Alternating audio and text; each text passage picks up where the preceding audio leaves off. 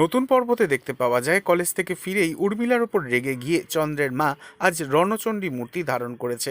নিজের ছেলের সামনেই উর্মিলাকে তীব্র কটাক্ষ করে তিনি বলেন, আজ প্রিন্সিপালকে কলেজের নিয়মকানুনের সহজ পাঠ পড়িয়ে এলাম, কিন্তু তোমার যা লক্ষণ দেখছি উর্মিলা, তাতে আমার মনে হয় তোমার জন্য এবার আমায় গোড়া থেকে কিশলয় খুলতে হবে। নিজেকে শুধরে নাও, নয়তো সময় আর পরিস্থিতি তোমায় যখন শিক্ষা দেবে তখন আর তুমি নিজেকে সামলাতে পারবে না। শাশুড়ির মুখে এমন অপমানজনক কথা শুনে ভেতরে ভেতরে রাগে ফুঁসতে থাকে উর্মিলা এবং তার মা। আর শাশুড়ি চলে যেতেই উর্মিলা ভীষণ রেগে যায় ওই দুলারির ওপর। দুলারির কিভাবে এ বাড়িতে আসা বন্ধ করা যায় সেই প্ল্যান কষতে থাকে উর্মিলা এবং তার মা মিলে।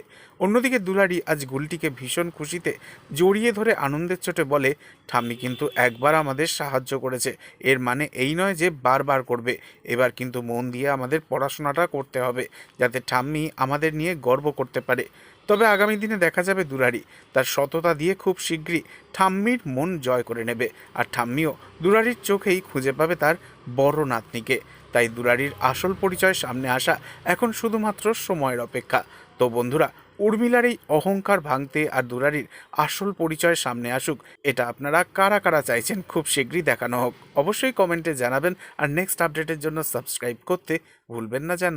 ধন্যবাদ।